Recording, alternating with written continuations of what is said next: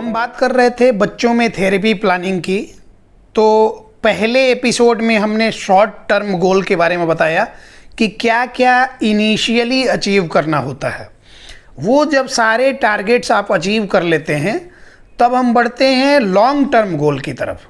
Long term goal में आप ADL activities of daily living की बात करते हैं, स्पीच एंड कम्युनिकेशन की बात करते हैं, न्यूरोमस्कुलर कोऑर्डिनेशन की बात करते हैं, सोशल इंटरेक्शन डेवलप करने की बात करते हैं। मतलब ओवरऑल फुल्ली इंडिपेंडेंट हो जाए बच्चा, इसके पे बात करते हैं, इसके लिए काम करते हैं कि आपका बच्चा पूरी तरह से मेन स्ट्रीम से जुड़ जाए, वो ADL के लिए डिपेंडेंट ना रहे आप पे, स्कूल जाने लग जाए, स्कूल में क्या क्या हुआ बताने लग जाए, पढ़ने लिखने लग जाए, ओवरऑल इंडिपेंडेंट हो जाए। तो इसमें स्टेप बाय स्टेप कैसे वर्क करते हैं इसके बारे में चर्चा। बच्चा अगर आपका स्थिर बैठने लग गया, कंसंट्रेट करने लग गया, तो बातों को प्रोसेस करने लग जाएगा, सिंगल कमांड्स लेने लग जाएगा, अपनी नीड बेस्ड बातें जो हैं वो इशारे से समझाने लग जाएगा, साइन लैंग्वेज में ही समझने समझाने लग जाएगा। तो मतलब ये है कि रिसेप्टिव लैंग्वेज उसमें डेवलप कर गया। अब रिसेप्टिव लैंग्वेज डेवलप कर गया तो उसी को धीरे धीरे कम्युनिकेशन की तरफ लेके जाते हैं। तो नॉन वर्बल, वर्बल कम्युनिकेशन, फिर एक्सप्रेसिव लैंग्वेज। तो उसके लिए उस सारे बच्चे की प्लानिंग करनी होती है कि कैसे कैसे कैसे कैसे डेवलप करना है, स्टेप बाय स्टेप उस पर वर्क करते हैं। इसके अलावा एक पर्सनालिटी डेवलपमेंट का जब आप पूरा ये करेंगे, एनालाइज हम लोग करते हैं, तो बच्चों में कैसे कैसे कैसे कैसे step by step milestones achieve करते हैं बच्चे। तो उसमें पर्सनालिटी डेवलपमेंट के जब बात आती है उसमें, तो टॉयलेट ट्रेनिंग का एक सर्टेन एज होता है कि इस एज में जब बच्चों में पर्सनालिटी उनकी डेवलप हो रही होती है तो एनल स्टेज जब आता है, फर्स्ट स्टेज आता है ओरल स्टेज, जिसमें देखेंगे कि शुरू के 7-8 महीने 9 महीने तक या साल भर तक बच्चे हर एक चीज़ लेके मुंह में डालेंगे, चबाएंगे, उसको सकिंग करते रहेंगे। मतलब कि और जब भी वो रोएंगे तो देखेंगे कि मदर दौड़ के आई, ये बॉटल थमा दिया, कुछ भी, या फिर वो जो उनका होता है पैसिफायर वगैरह दिया जाता है, उससे वो काफ़ी हद तक रिलैक्स फील करते हैं। वो उनका ओरल स्टेज है। उस स्टेज के बाद जब बच्चे बाहर निकलते हैं तो फिर उनमें एनल स्टेज शुरू होता है। एनल स्टेज में क्या होता है कि एनल स्फिंक्चर डेवलप होना शुरू होता है। तो बच्चे को पहली बार फील होता है कि वो वहाँ कुछ सिकुड़ रहा है और उसको कॉन्स्ट्रिक्ट करके वो कई बार पोटी को अपने रोकता है। तो पहली बार उसमें आता है कि मेरे कंट्रोल में कुछ है, हम रोक सकते हैं। और ये ब्रह्मांड का, इस पूरे यूनिवर्स का नेचर है कि किसी के हाथ में पावर अगर आ जाए तो उसका इनिशियली वो मिसयूज ही करता है। बाद में पता चल जाए कि हाँ कुछ गड़बड़ होने वाला है तो फिर समझ में आ जाता है, समझदारी से काम लेते हैं, लेकिन इनिशियली मिसयूज करता है। तो बच्चे भी क्या करेंगे कि जब जब उनको इस तरह का सेंस आएगा तो वो क्या करेंगे कि उसको कॉन्स्ट्रिक्ट कर लेंगे स्फिंक्चर को, तो जिसकी वजह से पोटी को वो रोक लिया। अब उसमें सपोज कीजिए कि उसमें ये सारे सेंसरी इश्यूज भी हैं, तो फिर क्या होगा कि इस केस में तो सेंसिटिविटी ज़्यादा है। जैसे ही हम नॉर्मल रूम टेम्परेचर से बाथरूम में लेके जाते हैं, रूम टेम्परेचर वहाँ कम है, वहाँ 3-4 डिग्री नीचे है, अब बच्चे में ओवर सेंसिटिविटी है, पैंट या कपड़ा हटाते ही उसको ठंड लगने लग गई और उसका गूज बम्स होने लग गया, उसका देखेंगे कि पूरा ये रोआं सब खड़ा होने लग गया। और एक तो स्फिंक्चर उसका डेवलप हो चुका है और उसको कंट्रोल करने की शक्ति भी मिल गई है, तो वो कंट्रोल भी कर रहे हैं। इसलिए बच्चों में ज़्यादातर केसेस में कॉन्स्टिपेशन के इशू या गट हेल्थ इशूज आते हैं। ये ओवरऑल पूरा एक पर्सनालिटी डेवलपमेंट का 2-3 घंटे का लेक्चर ही है, तो उतना डिटेल में हम नहीं जाते हैं, बस शॉर्ट में समझा देते हैं। इसलिए वो स्टेज बच्चों के टॉयलेट ट्रेनिंग की स्टेज होती है। तो ये जो बेहतर समझेगा वही आपको समझा पाएगा। इसलिए हम कहते हैं कि आपके बच्चे के लिए प्रॉपर एक स्ट्रक्चर्ड वे में प्लान की ज़रूरत है। इसके लिए सारा कुछ थ्योरी जिसने पढ़ा होगा, उसके बाद प्रैक्टिकली हज़ारों बच्चों पे काम किया होगा, वही बेहतर सजेस्ट कर सकता है।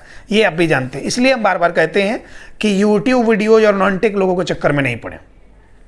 तो टॉयलेट ट्रेनिंग यहाँ से शुरू होगी। इसके बाद जब हमने कहा कि कमांड फॉलोइंग डेवलप होने लग गई, हम कम्युनिकेशन की ट्रेनिंग देने लग गए, टॉयलेट की ट्रेनिंग देने लग गए, तो टॉयलेट ट्रेनिंग में अब एडीएल ट्रेनिंग भी आएगा, activities of daily living, brushing हो गया, कॉम्बिंग हो गया, ड्रेसिंग हो गया, बटनिंग अनबटनिंग हम सिखा ही रहे हैं। तो ओवरऑल ये सारी चीज़ें आई हैंड कोऑर्डिनेशन से लेकर एडीएल ट्रेनिंग सारा कुछ इंट्रोड्यूस करते जाएंगे। डेली कुछ ना कुछ हल्का फुल्का ही टास्क रखेंगे, पहले बेसिक लेवल पे, फिर थोड़ा ऊपर ऐसा करके लेके जाएंगे। तो ये सारी ट्रेनिंग देना शुरू करेंगे। तो बच्चे में एडीएल, पहले जनरल एडीएल पे काम करते हैं। जनरल एडीएल में क्या होता है, जैसे सुबह आप उठते हैं तो सबसे पहला काम क्या करते हैं, उठ के बैठेंगे, टॉयलेट जाएंगे, तो टॉयलेटिंग पहला। दूसरा क्या कि आप जब फ्रेश हो लिए तो फिर उसके बाद ब्रशिंग करेंगे, तो दूसरा हो गया ब्रशिंग। तीसरा क्या, आप जब ब्रश कर ही लिया, फ्रेश हो ही लिए, तो अब नहा भी लेते हैं, तो बाथिंग। चौथा क्या, बाहर निकले, कॉम्बिंग, ड्रेसिंग, उसके बाद से टेबल पे कुछ खाना वाना आया वो खा लिया, उसके बाद आपको कहीं काम वाम पे जाना है, तो अब वहाँ से इंस्ट्रूमेंटल एडीएल शुरू हो गया।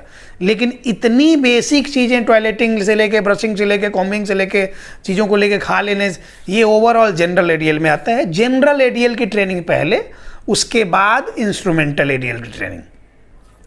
तो वो भी सारा कुछ प्लान करके और उसके अकॉर्डिंग डेवलप करना होता है।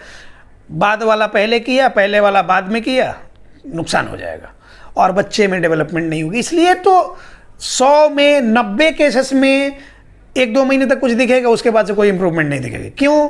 क्योंकि वो आप जिनसे प्लान ले रहे हैं, जो मेंटर बन के और मोटिवेशनल स्पीकर बन के आपको 100-200 रुपये में प्लान बेच रहे हैं कि आप अपने से काम करिए, और पेरेंट्स को इतना हाईली मोटिवेट कर देता है कि पेरेंट्स को लगता है कि हम तो अब पहाड़ तोड़ देंगे जाके। तो इतने ओवर मोटिवेट होने की ज़रूरत भी नहीं थी जितना आप लोग हो जाते हैं। बच्चे के केस को समझना होता है, उसके अकॉर्डिंग काम करना होता है, इससे ज़्यादा दिमाग लगाने का ही नहीं। तो केस को समझने के लिए जो समझता होगा, जो इसमें वेल क्वालिफाइड होगा, जो वेल एक्सपीरियंस्ड होगा, वो बेहतर आपको समझा पाएगा और आपके बच्चे के नीड के अकॉर्डिंग कर पाएगा। तो इन बातों को भी आप समझ। इसके बाद हम आ जाते हैं स्पेशल एजुकेशन पे, क्योंकि इन बच्चों को डायरेक्टली क म ल इज इक्वल टू कमल हुआ, कमल का फूल हुआ, भाजपा का चुनाव चिन्ह है, ये नहीं समझ आएगा उसको। तो उसके लिए स्पेशल एजुकेशन के माध्यम से, वो आर्ट एंड क्राफ्ट के माध्यम से, फन एंड प्ले एक्टिविटीज़ के माध्यम से एजुकेशन की ट्रेनिंग दी जाती है। उसके लिए प्रॉपर एक स्पेशल एजुकेटर की नीड होती है। वो गूगल से सर्टिफिकेट डाउनलोड किया हुआ नहीं और कहीं से सर्टिफिकेट होल्डर नहीं, उसके लिए भी पढ़ाई होती है। हमारे यहाँ बीएड किए हुए स्पेशल एजुकेटर हैं। तो इस बात को भी समझना है। ये नहीं कि एक ही आदमी ऑटिज्म का एक्सपर्ट भी है, वो ऑक्यूपेशनल थेरेपिस्ट है तो ऑटिज्म एक्सपर्ट बन गया है, मानते हैं, वही स्पेशल एजुकेटर भी बना हुआ है। एक हम यूट्यूब पे देखते, कोई चैनल लेकर आया था हमारे पास, कोई स्पेशल एजुकेटर है कहीं पंजाब कहीं, वो क्या है कि वो ओवरऑल मल्टीपर्पस है, वो सारा ये पे वो अपना ज्ञान देती हैं। तो इन बातों को भी समझना पड़ेगा कि सब फील्ड के एक्सपर्ट्स अलग अलग हैं और स्पेशल एजुकेटर सिर्फ एजुकेशन के पर्पस से, स्पेशल नीड्स वाले बच्चों के एजुकेशन के पर्पस से, वो आपको सेंसरी ब्रशिंग का तरीका नहीं बता सकता, वो आपको जॉइंट कंप्रेशन कैसे करना है नहीं बता सकता, वो आपको न्यूरो डेवलपमेंट की ट्रेनिंग कैसे है नहीं बता सकता। लेकिन आपको तो लगता है कि चलो एक ही दुकान में सारा सामान मिल रहा है तो इससे बढ़िया क्या चाहिए, तो करते रहिए एक्सपेरिमेंट। आते हैं उन लोगों के पास से लोग भाग के, कहते हैं कि वो तो जॉइंट कंप्रेशन ऐसे पकड़ के बता रहा था कि ऐसे ऐसे ऐसे ऐसे करना है। तो ऐसे ऐसे लोग मिलेंगे ही आपको जब आप एक ही ये में। अब क्या है कि कोई, अभी मैंने ये करा कि कानपुर से कोई डेंटिस्ट थी, अब दांत का पेशेंट नहीं आता होगा तो उसी दांत से वो सिर में गड्ढा कर करके वो ट्रांसप्लांट करवाने लग गई थी, हेयर ट्रांसप्लांट करवाने लग गई थी। डेंटिस्ट हेयर ट्रांसप्लांट का क्लिनिक चला रही थी और उसमें 2 इंजीनियर्स की मौत हो गई। तो नॉन टेक लोगों के ये में होगा तो जो डेंटिस्ट है बेहतर काम दांत के क्षेत्र में कर सकता है। अब उसके पास पेशेंट नहीं आ रहा है तो मतलब उसने जो अब अपना ट्रैक ही चेंज कर दिया। तो जाने वाले को तो समझना चाहिए था कि वो डेंटिस्ट है, उसका प्लास्टिक सर्जरी, कॉस्मेटिक सर्जरी से कोई भी कनेक्शन नहीं होता है। इतना कॉमन सेंस अगर आप नहीं लगाते हैं तो स्पेशल एजुकेटर आपको ऑक्यूपेशनल थेरेपिस्ट बन के ट्रेनिंग देगा जिसका कि मेडिकल के फील्ड से कोई वास्ता ही नहीं है। कोई वास्ता नहीं है इन द सेंस कि आप अगर आर्ट्स भी किए हुए हैं तो आप स्पेशल एजुकेटर बन सकते हैं, आप कॉमर्स से भी पढ़े हुए हैं, इंटर ग्रेजुएशन किए हैं तो आप स्पेशल एजुकेटर बन सकते हैं। लेकिन मेडिकल फील्ड में आने के लिए उसका एलिजिबिलिटी क्राइटेरिया में आता है कि आपको +2 जो हो वो बायो से हो, एक नंबर होता है कि इतना परसेंटेज आपका होना चाहिए उसके बाद इस फील्ड का। तो वो जो लेवल से आके आएगा और जो स्पेशल एजुकेटर कोई एक को क्या तो बताता है कि हम इसमें स्पेशल एड क्या करते हैं, क्या क्या कि हम इन बच्चों के केयर के लिए करते हैं। कोई हियरिंग का सामान बेचने वाला सब भी वो अपने आप को स्पीच थेरेपी कैसे कराएं उसमें बताता है लोग। तो इन सब चीज़ों से बचना पड़ेगा, नहीं बचेंगे तो आपका नुकसान। तो स्पेशल एजुकेशन की बात हम कर रहे थे, तो ये भी एक स्ट्रक्चर्ड प्लान, बच्चे का ब्रेन देखा जाता है कि किस लेवल पे है, कितना वो पीछे चल रहा है, उसके हिसाब से उसकी प्लानिंग की जाती है। पेरेंट्स को ट्रेन किया जाता है और तब पेरेंट्स को ट्रेन करके और वीकली या 15 दिन का वर्कशीट दिया जाता है, वर्कशीट के अकॉर्डिंग काम करना होता है, तो बच्चे में प्रॉपर डेवलपमेंट होती है। अब लास्ट में आता है socio emotional skills, social behaviour और बिहेवियरल मॉडिफिकेशन, जिसको कि कॉग्निटिव बिहेवियर थेरेपी में भी ये करते हैं। सबसे लास्ट का पार्ट ये होता है कॉग्निटिव बिहेवियर थेरेपी क्यों दी जाती है और वो कौन दे सकता है, ये दोनों बात समझिएगा। क्लिनिकल साइकोलॉजिस्ट जो हैं, बिहेवियरल साइकोलॉजिस्ट जो हैं, तो उनके गाइडेंस में पेरेंट्स को ट्रेनिंग दी जाती है और उनको कहा जाता है कि आप अपने घर में क्या क्या चीज़ें सुधार करें, अपनी आदत में क्या क्या सुधार करें, डेली रूटीन में क्या क्या चीज़ें सुधार करें, बच्चे में क्या क्या ऐड करें, उसके अकॉर्डिंग पेरेंट्स को काम करना होता है, तब बच्चे में सुधार होता है। नहीं तो हम कितनी बार कहते हैं कि बिहेवियर थेरेपी जो आप कराते हैं, ABA जिसको कहते हैं, वो सरासर फ्रॉड वाली बात है, सरासर फ्रॉड वाली बात है।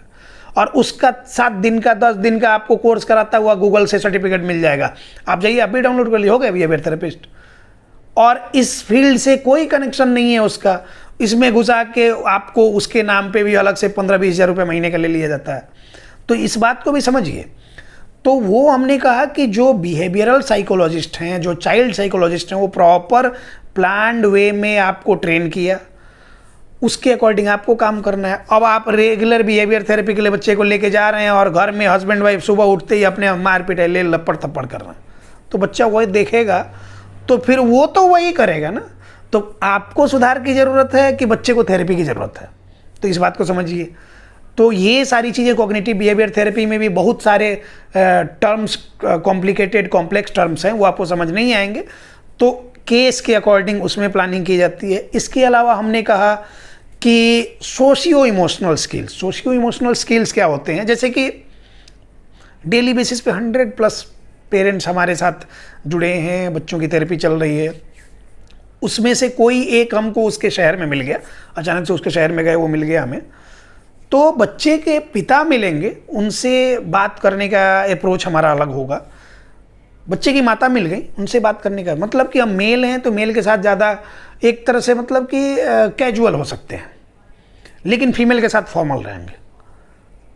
हम अपनी बात करें, जब कॉलेज में हम लोग जितने सारे बैचमेट से होते हैं तो रीयूनियन होता है, कभी कभार किसी के कुछ फंक्शन पे रीयूनियन हो गया, कभी कुछ कॉलेज के ऐसे रीयूनियन हो गया, तो वहाँ जब मिलते हैं तो भले साथ में पढ़े, 5 साल कॉलेज में बिताए, इंटर्नशिप में साथ में बिताए, लेकिन अब जब मिलते हैं तो लड़कियां जो हमारी बैचमेट हुआ करती थी उनसे मिलने का तरीका अलग होता है, और लड़के जो हैं उनसे मिलने का गाली गलौज वाला लड़कों में होता है, तो वो वाला तरीका है।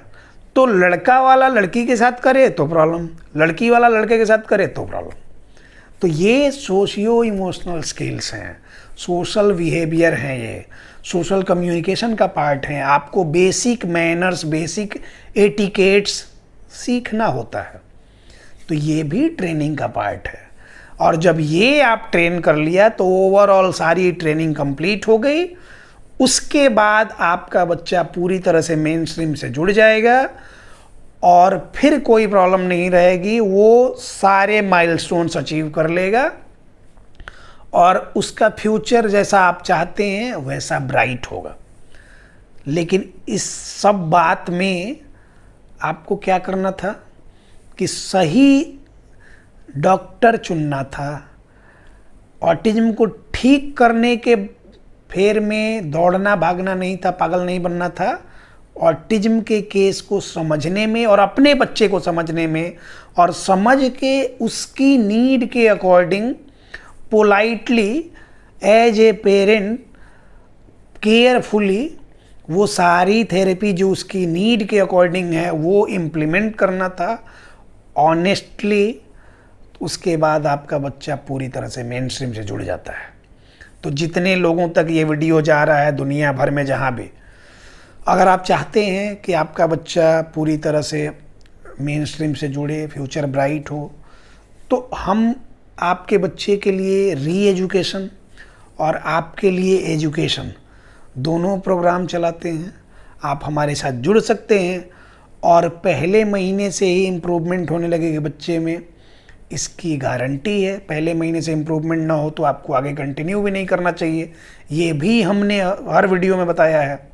तो मतलब कि कुछ जेन्युइन बातें हैं तो ही, इसलिए समझदार बनिए, सजग बनिए, सही चुनिए। आपको जुड़ना है हमारे साथ तो नंबर दिया हुआ है स्क्रीन पे, इस पे कांटेक्ट करके आप अपना अपॉइंटमेंट बुक कर सकते हैं। सैटरडे को इस बार बुकिंग ली जा रही है, हर बार संडे को होता है, इस बार सिर्फ सैटरडे को ही होगा, संडे ऑफ रहेगा। तो जो लोग भी जुड़ना चाहते हैं जुड़ जाएं। इन्हीं सब बातों के साथ अब इस टॉपिक को क्लोज करेंगे। मिलते हैं किसी नेक्स्ट टॉपिक में, तब तक के लिए धन्यवाद।